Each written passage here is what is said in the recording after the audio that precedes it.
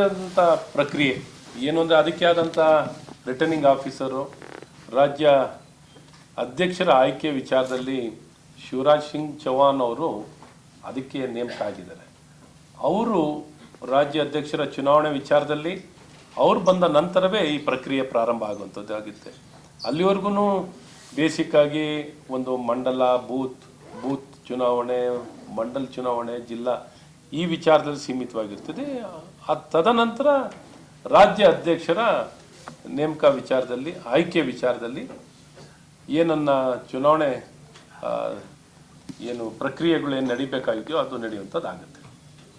So ಹಾಗಾಗಿ ಯಾವುದು ಇದು ಬೆರೆಸಿರುವಂಥದ್ದೇನಿಲ್ಲ. ಗೊಂದಲ ನಿರ್ವಹಣೆ ಇನ್ನೊಂದು ಮತ್ತೊಂದು ಇದು ಪ್ರಶ್ನೆ ಉದ್ಭವನೇ ಆಗಲ್ಲ.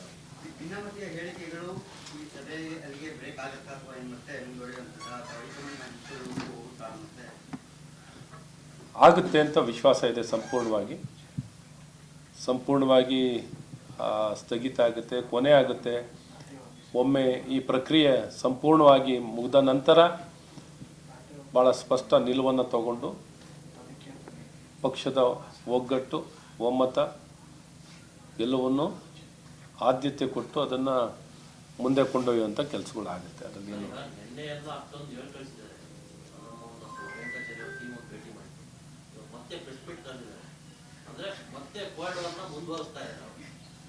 ಈಗ ಸದ್ಯಕ್ಕೆ ಕೋಲ್ಡ್ ವಾರ ಇನ್ನೊಂದು ವಾರ ಅಂತ ಏನಿಲ್ಲ. ಸದ್ಯಕ್ಕೆ ಏನೊಂದು ಪ್ರಜಾಪ್ರಭುತ್ವ ವ್ಯವಸ್ಥೆನಲ್ಲಿ ಇವತ್ತೇನು ಎಲೆಕ್ಷನ್ ನಡೀತಿರ್ಬೇಕಾದ್ರೆ ಯಾವುದೂ ಬೇರೆ ಬೇರೆ ರೀತಿ ಕ್ರಮ ತೊಗೊಳಕ್ಕಾಗಲ್ಲ ಅಂತ ಅಷ್ಟೇ.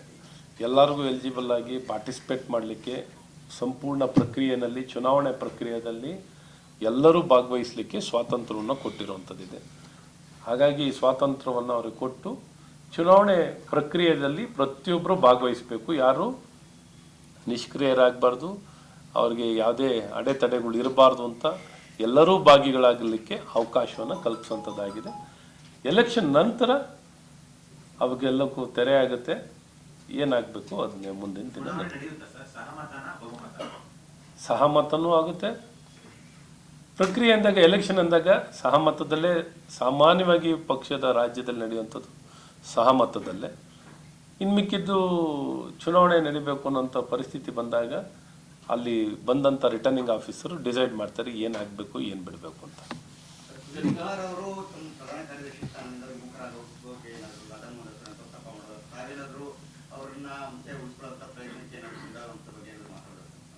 ಇಲ್ಲ, ಅದ್ರ ಬಗ್ಗೆ ಮಾತಾಡ್ತಿದ್ದಾರೆ. ಯಾಕೆಂದರೆ ಅವ್ರಿಗೂ ಮಾಹಿತಿ ಇರಲಿಲ್ಲ, ಇದ್ರ ಬಗ್ಗೆ ಮಾಹಿತಿ ಇರಲಿಲ್ಲ. ಇದೇನು ಅವರು ಜವಾಬ್ದಾರಿಯಿಂದ ನಮಗೆ ತೆರವುಗೊಳಿಸಿ ಅಥವಾ ಜವಾಬ್ದಾರಿಯಿಂದ ಮುಕ್ತಿ ಮಾಡಿ ಅಂತ ಏನು ಹೇಳಿದ್ದಾರೆ, ಅವ್ರಿಗೂ ಅದ್ರ ಬಗ್ಗೆ ಮಾಹಿತಿ ಇರಲಿಲ್ಲ. ಅದ್ರ ಬಗ್ಗೆ ಮಾಹಿತಿ ಪಡ್ಕೊಂಡು ಏನಿದೆ ಅಂತ ವಿಚಾರ ತಿಳ್ಕೊಳ್ಳುವಂಥದ್ದಾಗುತ್ತೆ. ಮಾಜಿ ಶಾಸಕರು ಒಂದು ಆಕ್ಷೇಪ ಎತ್ತಿದ್ದಾರೆ. ಪಕ್ಷದ ಸಂಘಟನೆ ಸಭೆಗಳು ಇತ್ಯಾದಿಗಳಿಗೆ ನಮ್ಮನ್ನು ಆಹ್ವಾನ ಮಾಡ್ತಲ್ಲ, ನಮ್ಮನ್ನು ಕನ್ಸಿಡರ್ ಮಾಡ್ತಾ ಇಲ್ಲ. ನಾವು ಕೂಡ ನಮ್ಮದೇ ಶಕ್ತಿ ಇದ್ರು ಕೂಡ ಸರಿ ಶಾಸಕರು ಯಾರು ಚುನಾಯಿತ ಜನಪ್ರತಿನಿಧಿಗಳಿಂದ ಅವ್ರನ್ನಷ್ಟೇ ಕನ್ಸಿಡರ್ ಮಾಡ್ತಿದ್ದಾರೆ ಅಂತ ಅವ್ರ ಆಕ್ಷೇಪ. ರಾಜ್ಯೋತ್ಸವಗಳ ಮುಂದೆ ಕೂಡ ಅವರು ಅದೇ ಡಿಮಾಂಡ್ ಇಲ್ಲ. ಬೆಳವಣಿಗೆ ಇದೆಯಾ? ಕೇವಲ ಎಲೆಕ್ಟೆಡ್ ಮೆಂಬರ್ಸ್ ಅಷ್ಟೇ ಪಾರ್ಟಿಯಲ್ಲಿ ಮಣೆ ಹಾಕ್ತಿದ್ದಾರೆ ಅಂತ ಅವರ ಖಂಡಿತ ಇಲ್ಲ. ಪ್ರತಿಯೊಂದು ವಿಧಾನಸಭಾ ಕ್ಷೇತ್ರದಲ್ಲೂ ಯಾರು ಅಭ್ಯರ್ಥಿಗಳು ಇರ್ತಾರೆ, ಎಕ್ಸ್ ಬಿಡಿ, ಸೋತಂಥ ಅಭ್ಯರ್ಥಿಗಳು, ಎಕ್ಸ್ MLA, ಸಿಟ್ಟಿಂಗ್ MLA ಎಲ್ಲರನ್ನೂ ತೊಡಗಿಸುವಂಥದ್ದಾಗಿರ್ತದೆ. ಎಲ್ಲರಿಗೂ ಜವಾಬ್ದಾರಿ ಕೊಡುವಂಥದ್ದಾಗುತ್ತೆ, ಎಲ್ಲರನ್ನೂ ಇನ್ವಾಲ್ವ್ ಮಾಡಿನೇ ಮಾಡೋಂಥದ್ದಾಗುತ್ತೆ. ಬಟ್ ಎಲ್ಲಿ ಶಾಸಕಾಂಗ ಸಭೆ ಚುನಾಯಿತ ಪ್ರತಿನಿಧಿಗಳು ಇರ್ತಾರೋ ಅಲ್ಲಿ ಅವ್ರನ್ನೇ ಕರಿಬೇಕಾಗತ್ತೆ. ಅದು ಬಿಟ್ಟರೆ ಯಾರನ್ನೂ ಕಡೆಗಣಿಸುವಂಥದ್ದು ಎಲ್ಲೂ ಆಗಿರಲ್ಲ. ಹಾಗಾಗಿ ಇದನ್ನು ಭಾಳ ಸ್ಪಷ್ಟವಾಗಿ ಹೇಳೋಕ್ಕೆ ಇಷ್ಟಪಡ್ತೀನಿ. ಎಲ್ಲರನ್ನೂ ಒಳಗೊಂಡಂತೆಯೇ ಪಕ್ಷವನ್ನು ಕಟ್ಟುವಂಥದ್ದಾಗುತ್ತೆ. ಎಲ್ಲರೂ ಭಾಗಿಗಳೇ ಆಗಿರಬೇಕು. ಯಾಕಂದರೆ ಇದು ಜವಾಬ್ದಾರಿ, ಇದೇನು ಅಧಿಕಾರ ಅನ್ನೋದಕ್ಕಿಂತ ಇದು ಜವಾಬ್ದಾರಿಯಾಗಿ ಕಾರ್ಯವನ್ನು ಮಾಡೋಂಥದ್ದಾಗುತ್ತೆ. ಅದು ಈಗ ಸಮಿತಿ, ಸದಾನಂದ ಗೌಡ್ರ ಸಮಿತಿ ಇದೆಯಲ್ವಾ, ಆ ಸಮಿತಿಯವರು ವರದಿ ಕೊಟ್ಟ ನಂತರವೇ ಅದ್ರ ಬಗ್ಗೆ ಚರ್ಚೆ ಆಗುವಂಥದ್ದಾಗುತ್ತೆ. ಯಾಕೆಂದರೆ ಸದಾನಂದ ಗೌಡರು ಒಟ್ಟಾರೆ ಬೈ ಎಲೆಕ್ಷನ್ ಬಗ್ಗೆ ವರದಿಯನ್ನು ಮಾಡಲಿಕ್ಕೆ ಅವರಿಗೆ ಜವಾಬ್ದಾರಿ ಕೊಡುವಂಥದ್ದಾಗಿದೆ. ಅವರು ವರದಿಯನ್ನು ಇನ್ನೂ ಸಲ್ಲಿಸಿಲ್ಲ. ಅವರೆಲ್ಲರೂ ಸಂಬಂಧಪಟ್ಟ ಎಲ್ಲ ವ್ಯಕ್ತಿಗಳ ಜೊತೆ ಮಾತಾಡಿ ಸಮಗ್ರವಾಗಿ ಯಾವ ರೀತಿ ಬರೀ ಯಾರನ್ನೋ ದೋಷಣೆ ಮಾಡಲಿಕ್ಕೆ ಅಂತ ಮಾಡಿರುವಂಥ ಸಮಿತಿ ಅಲ್ಲ ಅದು, ಯಾವ ರೀತಿ ನಾವು ಇನ್ನೂ ಉತ್ತಮವಾಗಿ ಎಲೆಕ್ಷನ್ಗಳನ್ನು ಮಾಡ್ಬೋದು, ಇನ್ನು ಪಕ್ಷವನ್ನು ಬಲಿಷ್ಠವಾಗಿ ಇಂಥ ಉಪಚುನಾವಣೆಗಳನ್ನು ಎದುರಿಸಲಿಕ್ಕೆ ನಾವು ಏನೆಲ್ಲ ಮಾಡಿದ್ರೆ ಅವರ ಅನುಭವದ ಮೂಲಕ ಸಲಹೆ ಸೂಚನೆಗಳು ಸಹ ಕೊಡುವಂಥದ್ದಾಗುತ್ತೆ. ನಿನ್ನೆ ಕಾಂಗ್ರೆಸ್ ಸಮಾವೇಶದಲ್ಲಿ ಪ್ರಿಯಾಂಕಾ ಗಾಂಧಿ ಅವರನ್ನ ರಾಣಿ ಚೆನ್ನಮ್ಮ ಅವರಿಗೆ ಮಲ್ಲಿಕಾರ್ಜುನ್ ಖರ್ಗೆ ಅವರು ಹೋಲಿಸಿದ್ದಾರೆ. ಹೇಳ್ದಲ್ಲ, ಕಾಂಗ್ರೆಸ್ ಪಕ್ಷದಲ್ಲಿ ಒಗ್ಳು ಭಟ್ರಿಗೆ ಏನು ಕೊರತೆ ಇಲ್ಲ. ರಾಣಿ ಚೆನ್ನಮ್ಮ ಅವ್ರಿಗೂ ಇವ್ರಿಗೂ ಏನು ಹೋಲಿಕೆ? ರಾಣಿ ಚೆನ್ನಮ್ಮನ ಥರ ಇವ್ರೂ ತಮ್ಮ ಜೀವನ ನಡೆಸಿ ಸಾಧನೆ ಮಾಡಲಿ. ಯಾರು ಬೇಗ ರಾಣಿ ಚೆನ್ನಮ್ಮ ಆಗಬಾರ್ದು ಅಂತೇನಲ್ಲ. ರಾಣಿ ಚೆನ್ನಮ್ಮನವರ ರೀತಿಯಲ್ಲಿ ಪ್ರತಿಯೊಬ್ಬರು ಆಗಬೇಕು ಅನ್ನೋಂಥದ್ದೇ ಎಲ್ಲರ ಅಪೇಕ್ಷೆ. ಪ್ರಾಬ್ಲಿ ಆ ದಾರಿನಲ್ಲಿ ಇನ್ನೂ ಜರ್ನಿನೇ ತಮ್ಮ ಪ್ರಯಾಣವನ್ನೇ ಪ್ರಾರಂಭ ಮಾಡಿಲ್ಲ. ತಗೊಂಡೋಗ್ಬಿಟ್ಟು ಅಲ್ಲೇ ರಾಣಿ ಚೆನ್ನಮ್ಮನ ಮಾಡಿ ಕೂಡಿಸ್ಬಿಟ್ರೆ ಪಾಪ ಅವ್ರು ಮಾಡ್ಲಿಕ್ಕೆ ಏನು ಉಳ್ಕೊಳ್ಳುತ್ತೆ? ಮಾಡ್ಲಿಕ್ಕೆ ಏನು ಉಳ್ಕೊಳ್ಳಲ್ಲ. ಹಾಗಾಗಿ ಅವರು ರಾಣಿ ಚೆನ್ನಮ್ಮನ ಥರ ಆಗಲಿ ಅಂತಲೂ ನಾವು ಬಯಸ್ತೀವಿ. ಏನು ಒಳ್ಳೆಯವ್ರು ಯಾರೇ ದೇಶದಲ್ಲಿ ನಮ್ಮ ಏನು ಮಹಾನ್ ವ್ಯಕ್ತಿಗಳ ರೀತಿಯಲ್ಲಿ ನಮ್ಮ ದೇಶದ ಯಾರು ಒಬ್ಬರು ನಾಗರಿಕರು ಅಥವಾ ನಾಯಕರು ಬೆಳೆದಿದ್ದಾರೆ ಅಂದರೆ ಖುಷಿ ಪಡ್ತೀವಿ. ನಮಗೂ ಹೆಮ್ಮೆ. ನಮಗೂ ಪ್ರಿಯಾಂಕಾ ಆಗಲಿ, ರಾಣಿ ಚೆನ್ನಮ್ಮ ಥರ ಆಗಲಿ ಅಂತ. ಈಗಲೇ ಆಗಿದ್ದಾರೆ ಅಂತ ನಾವು ಮಲ್ಲಿಕಾರ್ಜುನ್ ಖರ್ಗೆ ಅವ್ರ ಥರ ನಾವು ಒಗ್ಳು ಭಟ್ರಾಗ್ಲಿಕ್ಕಾಗತ್ತಾ?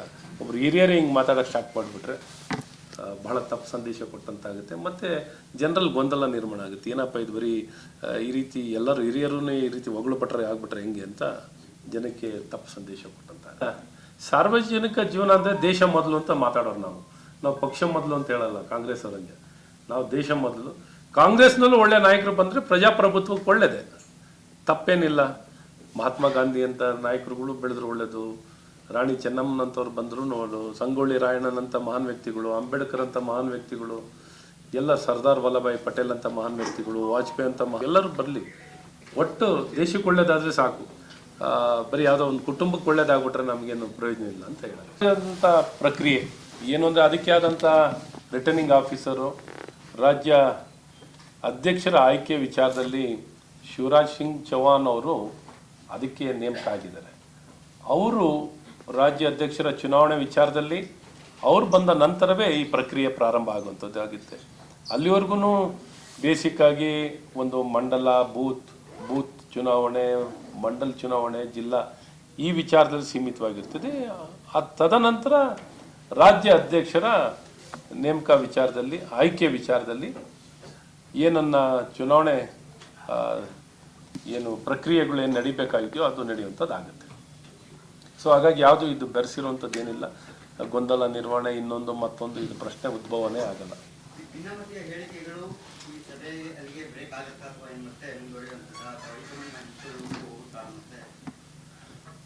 ಆಗುತ್ತೆ ಅಂತ ವಿಶ್ವಾಸ ಇದೆ. ಸಂಪೂರ್ಣವಾಗಿ ಸ್ಥಗಿತ ಆಗುತ್ತೆ, ಕೊನೆ ಆಗುತ್ತೆ. ಒಮ್ಮೆ ಈ ಪ್ರಕ್ರಿಯೆ ಸಂಪೂರ್ಣವಾಗಿ ಮುಗಿದ ನಂತರ ಭಾಳ ಸ್ಪಷ್ಟ ನಿಲುವನ್ನು ತಗೊಂಡು ಪಕ್ಷದ ಒಗ್ಗಟ್ಟು, ಒಮ್ಮತ ಎಲ್ಲವನ್ನು ಆದ್ಯತೆ ಕೊಟ್ಟು ಅದನ್ನು ಮುಂದೆ ಕೊಂಡೊಯ್ಯುವಂಥ ಕೆಲಸಗಳಾಗುತ್ತೆ. ಅದರಲ್ಲಿ ಏನು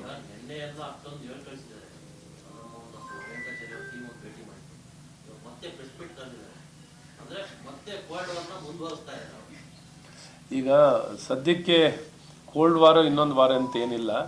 ಸದ್ಯಕ್ಕೆ ಏನೊಂದು ಪ್ರಜಾಪ್ರಭುತ್ವ ವ್ಯವಸ್ಥೆನಲ್ಲಿ ಇವತ್ತೇನು ಎಲೆಕ್ಷನ್ ನಡೀತಿರ್ಬೇಕಾದ್ರೆ ಯಾವುದೂ ಬೇರೆ ಬೇರೆ ರೀತಿ ಕ್ರಮ ತೊಗೊಳಕ್ಕಾಗಲ್ಲ ಅಂತ ಅಷ್ಟೇ.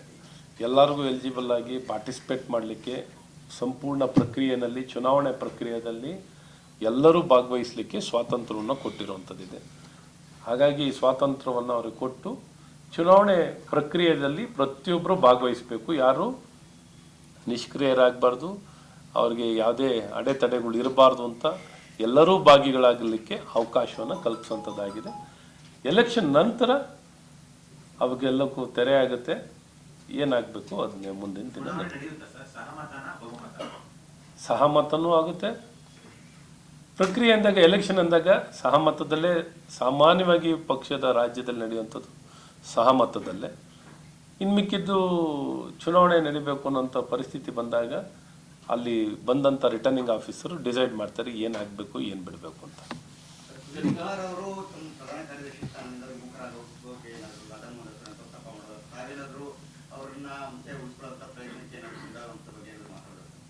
ಇಲ್ಲ, ಅದ್ರ ಬಗ್ಗೆ ಮಾತಾಡ್ತಿದ್ದಾರೆ. ಯಾಕೆಂದರೆ ಅವ್ರಿಗೂ ಮಾಹಿತಿ ಇರಲಿಲ್ಲ, ಇದ್ರ ಬಗ್ಗೆ ಮಾಹಿತಿ ಇರಲಿಲ್ಲ.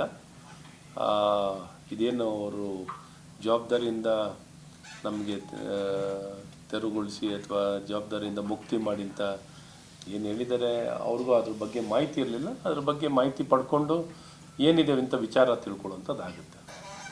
ಮಾಜಿ ಶಾಸಕರು ಒಂದು ಆಕ್ಷೇಪ ಎತ್ತಿದ್ದಾರೆ, ಅಂದ್ರೆ ಪಕ್ಷದ ಸಂಘಟನೆ ಸಭೆಗಳು ಇತ್ಯಾದಿಗಳಿಗೆ ನಮ್ಮನ್ನು ಆಹ್ವಾನ ಮಾಡ್ತಾ ಇಲ್ಲ, ನಮ್ಮನ್ನ ಕನ್ಸಿಡರ್ ಮಾಡ್ತಾ ಇಲ್ಲ. ನಾವು ಕೂಡ ನಮ್ಮದೇ ಶಕ್ತಿ ಇದ್ರು ಕೂಡ ಸರಿ ಶಾಸಕರು ಯಾರು ಚುನಾಯಿತ ಜನಪ್ರತಿನಿಧಿಗಳಿದ್ರೆ ಅವ್ರನ್ನಷ್ಟೇ ಕನ್ಸಿಡರ್ ಮಾಡ್ತಿದ್ದಾರೆ ಅಂತ ಅವರ ಆಕ್ಷೇಪ.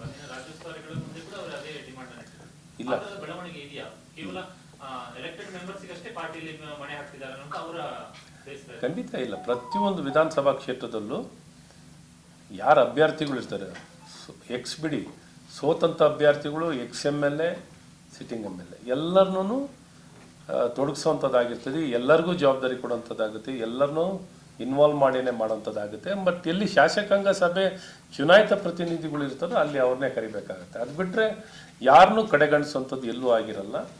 ಹಾಗಾಗಿ ಇದನ್ನು ಭಾಳ ಸ್ಪಷ್ಟವಾಗಿ ಹೇಳೋಕ್ಕೆ ಇಷ್ಟಪಡ್ತೀನಿ. ಎಲ್ಲರನ್ನೂ ಒಳಗೊಂಡಂತೆಯೇ ಪಕ್ಷವನ್ನು ಕಟ್ಟುವಂಥದ್ದಾಗುತ್ತೆ. ಎಲ್ಲರೂ ಭಾಗಿಗಳೇ ಆಗಿರಬೇಕು. ಯಾಕಂದರೆ ಇದು ಜವಾಬ್ದಾರಿ, ಇದೇನು ಅಧಿಕಾರ ಅನ್ನೋದಕ್ಕಿಂತ ಇದು ಜವಾಬ್ದಾರಿಯಾಗಿ ಕಾರ್ಯವನ್ನು ಮಾಡೋಂಥದ್ದಾಗುತ್ತೆ. ಅದು ಈಗ ಸಮಿತಿ, ಸದಾನಂದ ಗೌಡ್ರ ಸಮಿತಿ ಇದೆಯಲ್ವಾ, ಆ ಸಮಿತಿಯವರು ವರದಿ ಕೊಟ್ಟ ನಂತರವೇ ಅದ್ರ ಬಗ್ಗೆ ಚರ್ಚೆ ಆಗುವಂಥದ್ದಾಗುತ್ತೆ. ಯಾಕೆಂದರೆ ಸದಾನಂದ ಗೌಡರು ಒಟ್ಟಾರೆ ಬೈ ಎಲೆಕ್ಷನ್ ಬಗ್ಗೆ ವರದಿಯನ್ನು ಮಾಡಲಿಕ್ಕೆ ಅವರಿಗೆ ಜವಾಬ್ದಾರಿ ಕೊಡುವಂಥದ್ದಾಗಿದೆ. ಅವರು ವರದಿಯನ್ನು ಇನ್ನೂ ಸಲ್ಲಿಸಿಲ್ಲ. ಅವರೆಲ್ಲರೂ ಸಂಬಂಧಪಟ್ಟ ಎಲ್ಲ ವ್ಯಕ್ತಿಗಳ ಜೊತೆ ಮಾತಾಡಿ ಸಮಗ್ರವಾಗಿ ಯಾವ ರೀತಿ ಬರೀ ಯಾರನ್ನೋ ದೋಷಣೆ ಮಾಡಲಿಕ್ಕೆ ಅಂತ ಮಾಡಿರುವಂಥ ಸಮಿತಿ ಅಲ್ಲ ಅದು, ಯಾವ ರೀತಿ ನಾವು ಇನ್ನೂ ಉತ್ತಮವಾಗಿ ಎಲೆಕ್ಷನ್ಗಳನ್ನು ಮಾಡ್ಬೋದು, ಇನ್ನು ಪಕ್ಷವನ್ನು ಬಲಿಷ್ಠವಾಗಿ ಇಂಥ ಉಪಚುನಾವಣೆಗಳನ್ನು ಎದುರಿಸಲಿಕ್ಕೆ ನಾವು ಏನೆಲ್ಲ ಮಾಡಿದ್ರೆ ಅವರ ಅನುಭವದ ಮೂಲಕ ಸಲಹೆ ಸೂಚನೆಗಳು ಸಹ ಕೊಡುವಂಥದ್ದಾಗುತ್ತೆ. ನಿನ್ನೆ ಕಾಂಗ್ರೆಸ್ ಸಮಾವೇಶದಲ್ಲಿ ಪ್ರಿಯಾಂಕಾ ಗಾಂಧಿ ಅವರನ್ನ ರಾಣಿ ಚೆನ್ನಮ್ಮ ಅವರಿಗೆ ಮಲ್ಲಿಕಾರ್ಜುನ್ ಖರ್ಗೆ ಅವರು ಹೋಲಿಸಿದ್ದಾರೆ. ಹೇಳ್ದಲ್ಲ, ಕಾಂಗ್ರೆಸ್ ಪಕ್ಷದಲ್ಲಿ ಒಗ್ಳು ಭಟ್ರಿಗೇನು ಕೊರತೆ ಇಲ್ಲ. ರಾಣಿ ಚೆನ್ನಮ್ಮ ಅವ್ರಿಗೂ ಇವ್ರಿಗೂ ಏನು ಹೋಲಿಕೆ? ರಾಣಿ ಚೆನ್ನಮ್ಮನ ಥರ ಇವ್ರೂ ತಮ್ಮ ಜೀವನ ನಡೆಸಿ ಸಾಧನೆ ಮಾಡಲಿ. ಯಾರು ಬೇಗ ರಾಣಿ ಚೆನ್ನಮ್ಮ ಆಗಬಾರ್ದು ಅಂತೇನಲ್ಲ. ರಾಣಿ ಚೆನ್ನಮ್ಮನವರ ರೀತಿಯಲ್ಲಿ ಪ್ರತಿಯೊಬ್ಬರು ಆಗಬೇಕು ಅನ್ನೋಂಥದ್ದೇ ಎಲ್ಲರ ಅಪೇಕ್ಷೆ. ಪ್ರಾಬ್ಲಿ ಆ ದಾರಿನಲ್ಲಿ ಇನ್ನೂ ಜರ್ನಿನೇ, ತಮ್ಮ ಪ್ರಯಾಣವನ್ನೇ ಪ್ರಾರಂಭ ಮಾಡಿಲ್ಲ, ತಗೊಂಡೋಗ್ಬಿಟ್ಟು ಅಲ್ಲೇ ರಾಣಿ ಚೆನ್ನಮ್ಮನ ಮಾಡಿ ಕೂಡಿಸ್ಬಿಟ್ರೆ ಪಾಪ ಅವ್ರು ಮಾಡ್ಲಿಕ್ಕೆ ಏನು ಉಳ್ಕೊಳ್ಳುತ್ತೆ? ಮಾಡ್ಲಿಕ್ಕೆ ಏನು ಉಳ್ಕೊಳ್ಳಲ್ಲ. ಹಾಗಾಗಿ ಅವರು ರಾಣಿ ಚೆನ್ನಮ್ಮ ಥರ ಆಗಲಿ ಅಂತಲೂ ನಾವು ಬಯಸ್ತೀವಿ. ಏನು ಒಳ್ಳೆಯವ್ರು ಯಾರೇ ದೇಶದಲ್ಲಿ ನಮ್ಮ ಏನು ಮಹಾನ್ ವ್ಯಕ್ತಿಗಳ ರೀತಿಯಲ್ಲಿ ನಮ್ಮ ದೇಶದ ಯಾರು ಒಬ್ಬರು ನಾಗರಿಕರು ಅಥವಾ ನಾಯಕರು ಬೆಳೆದಿದ್ದಾರೆ ಅಂದರೆ ಖುಷಿ ಪಡ್ತೀವಿ. ನಮಗೂ ಹೆಮ್ಮೆ, ನಮಗೂ ಪ್ರಿಯಾಂಕಾ ಆಗಲಿ ರಾಣಿ ಚೆನ್ನಮ್ಮ ಥರ ಆಗಲಿ ಅಂತ. ಈಗಲೇ ಆಗಿದ್ದಾರೆ ಅಂತ ನಾವು ಮಲ್ಲಿಕಾರ್ಜುನ್ ಖರ್ಗೆ ಅವ್ರ ಥರ ನಾವು ಒಗ್ಳು ಭಟ್ರಾಗ್ಲಿಕ್ಕಾಗತ್ತಾ? ಒಬ್ರು ಹಿರಿಯರೇ ಹಿಂಗೆ ಮಾತಾಡೋಕ್ಕೆ ಸ್ಟಾರ್ಟ್ ಮಾಡಿಬಿಟ್ರೆ ಬಹಳ ತಪ್ಪು ಸಂದೇಶ ಕೊಟ್ಟಂತಾಗುತ್ತೆ. ಮತ್ತು ಜನರಲ್ಲಿ ಗೊಂದಲ ನಿರ್ಮಾಣ ಆಗುತ್ತೆ. ಏನಪ್ಪ ಇದು ಬರೀ ಈ ರೀತಿ ಎಲ್ಲರೂ ಹಿರಿಯರೂ ಈ ರೀತಿ ಒಗ್ಳು ಭಟ್ರೆ ಆಗ್ಬಿಟ್ರೆ ಹೆಂಗೆ ಅಂತ ಜನಕ್ಕೆ ತಪ್ಪು ಸಂದೇಶ ಕೊಟ್ಟಂತ. ಸಾರ್ವಜನಿಕ ಜೀವನ ಅಂದರೆ ದೇಶ ಮೊದಲು ಅಂತ ಮಾತಾಡೋರು ನಾವು ಪಕ್ಷ ಮೊದಲು ಅಂತ ಹೇಳಲ್ಲ. ಕಾಂಗ್ರೆಸ್ ಅವರಂಗೆ ನಾವು ದೇಶ ಮೊದಲು. ಕಾಂಗ್ರೆಸ್ನಲ್ಲೂ ಒಳ್ಳೆ ನಾಯಕರು ಬಂದರೆ ಪ್ರಜಾಪ್ರಭುತ್ವಕ್ಕೆ ಒಳ್ಳೆಯದೇ, ತಪ್ಪೇನಿಲ್ಲ. ಮಹಾತ್ಮ ಗಾಂಧಿ ಅಂತ ನಾಯಕರುಗಳು ಬೆಳೆದ್ರು ಒಳ್ಳೆಯದು, ರಾಣಿ ಚೆನ್ನಮ್ಮನಂಥವ್ರು ಬಂದರು ನೋಡು, ಸಂಗೊಳ್ಳಿ ರಾಯಣ್ಣನಂಥ ಮಹಾನ್ ವ್ಯಕ್ತಿಗಳು, ಅಂಬೇಡ್ಕರ್ ಅಂತ ಮಹಾನ್ ವ್ಯಕ್ತಿಗಳು, ಎಲ್ಲ ಸರ್ದಾರ್ ವಲ್ಲಭಾಯ್ ಪಟೇಲ್ ಅಂತ ಮಹಾನ್ ವ್ಯಕ್ತಿಗಳು, ವಾಜಪೇಯಿ ಅಂತ ಎಲ್ಲರೂ ಬರಲಿ. ಒಟ್ಟು ದೇಶಕ್ಕೆ ಒಳ್ಳೇದಾದರೆ ಸಾಕು. ಬರೀ ಯಾವುದೋ ಒಂದು ಕುಟುಂಬಕ್ಕೆ ಒಳ್ಳೇದಾಗ್ಬಿಟ್ರೆ ನಮಗೇನು ಪ್ರಯೋಜನ ಇಲ್ಲ ಅಂತ ಹೇಳೋದು.